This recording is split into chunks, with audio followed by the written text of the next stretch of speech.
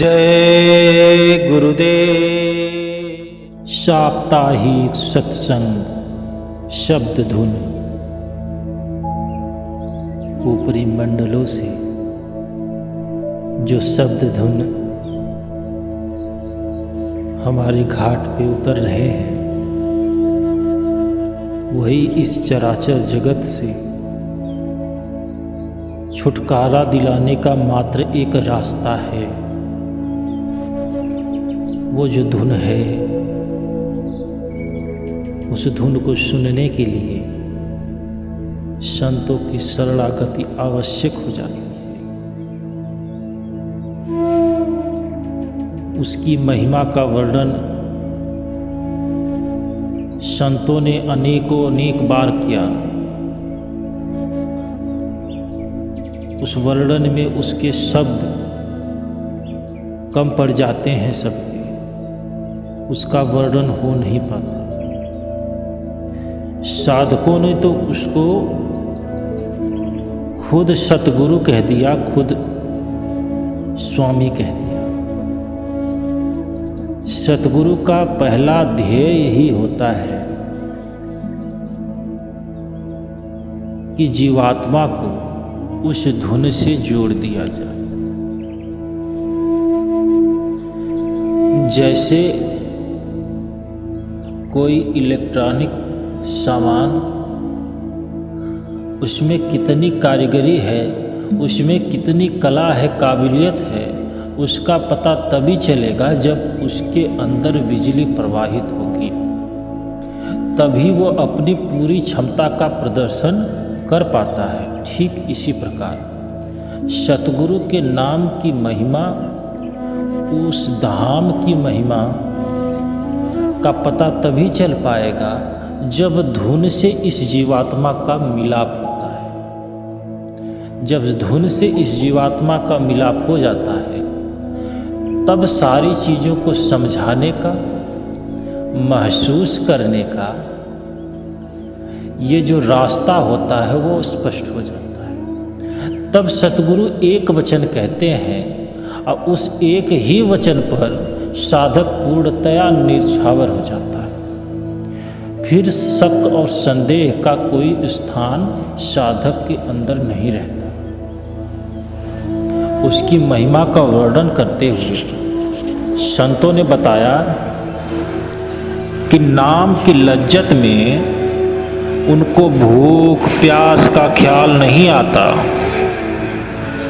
रोटी खाई है या नहीं, कभी याद नहीं आया। वे दिन रात अपना ध्यान अंदर लगाए रहे, तो फिर रोटी का ख्याल कैसे आए? उन्होंने, पलटू साहब ने लिखा कि एक बार मुझे लायलपुर जाना था। हमने यहां से रोटी साथ में ली कि रास्ते में खा लेंगे। लायलपुर पहुंच गए, लेकिन रोटी का ख्याल ही नहीं आया। सत्संग किया, उसके बाद खाना खाया। संतों को तो ऊपर आध्यात्मिक मंडल पर चढ़ना है, खाने पीने का विचार कहाँ? दुनियादारों को अंदर नहीं चढ़ना, इसलिए उनके मार्ग में उल्टा सबकार वार होता है। जब वो साधना में बैठते हैं तो ऐसा प्रतीत होता है कि बैठने का स्थान ही थोड़ा गड़बड़ है, तो पैर ठीक करते हैं। फिर लगता है कि सर पे जो कंबल डाला है वो कंबल कहीं चेहरे पर चिपक रहा है। कंबल को ठीक किया। फिर गर्मी के समय में उनको लगता है कि बहुत गर्म है। ठंडी के समय में यह महसूस होता है, यह ख्याल आता है कि कहीं बहुत ज़्यादा ठंड लग रही है। सर्दियों के समझ में यह आता है कि बिस्तर गीला है। तमाम प्रकार क्यों आता है? क्योंकि उनका ख्याल उधर ना जा करके इधर है। यह सब मामला ख्यालों का है। जब ख्याल बदलते हैं तो चीजें बदलने लगती हैं। संत सहस्रदल कवल की परवाह नहीं करते, वे ब्रह्म की भी परवाह नहीं करते। वे सहज समाधि में होकर सचखंड जाते हैं। अब सहज समाधि क्या है? सुख दुख उतार चढ़ाव जन्म मरण आदि हर प्रकार की द्वैत और परिवर्तन से परे आत्मा की स्वाभाविक अवस्था है। आत्मा द्वारा दशम द्वार में अपना निज स्वरूप प्राप्त कर लेने को सहज अवस्था का आरंभ और सतलोक में परमात्मा में अभेद हो जाने को सहज अवस्था या पूर्णतया कहा जाता है। तो वो सहज समाधि में से होकर सचखंड जाने का रास्ता था। जब सहज समाधि प्राप्त हो जाती है वह फिर छूटती नहीं है।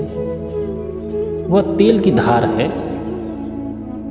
वो कभी नहीं टूटती, वो बिछुड़ती नहीं। यहां इस देश में स्थूल माया है, वह जीव को अंदर नहीं जाने। सूर्य पद में सूक्ष्म माया है, वहां कुछ आराम है। ब्रह्म में जाओगे तो वहां कारण माया है। जब पार ब्रह्म में जाओगे तो वहां उस तेल की धार, वहां वृत्त अखंड हो रहा है। जब सचखंड में जाओगे वहां सहज समाधि, वहां जाकर एक टक ध्यान लग जाता है। फिर चीजें कहने सुनने की नहीं रहती। संत कहते हैं, पलटू साहब ने लिखा है कि पलटू तन मन वारिये मिले जो ऐसा कोई, अधुन आए जो गगन की सो मेरा गुरुदेव। यदि ऐसा सदगुरु मिल जाए जो गगन की धुन सुनने की युक्ति बता दे, चाहे किसी जाति का हो, किसी कौम का हो, किसी मजहब का हो, किसी देश का, उसे ले लो और उस पर तन मन कुर्बान कर दो। जब इस प्रकार का समर्पण भाव दिल में उत्पन्न होता है तब कहीं जाकर वह दौलत प्राप्त होती है जिसकी बात संतों ने की। उस दौलत का मेन सार, उस दौलत का प्रमुख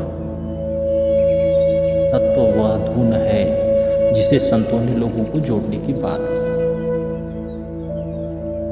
जय गुरुदेव।